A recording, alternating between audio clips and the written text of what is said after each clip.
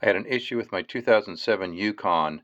It wouldn't start, wouldn't crank over, but I knew I had a good battery on it. I tried jumping it, didn't work. Called AAA. They ended up towing me to a shop.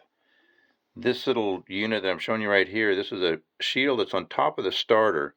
Some of that got shifted, and you can see right about there's a little burn mark on it. That shifted it enough to short it out so that when I turned the key, power went to the starter but shorted there. It didn't blow a fuse or anything, it just wouldn't start.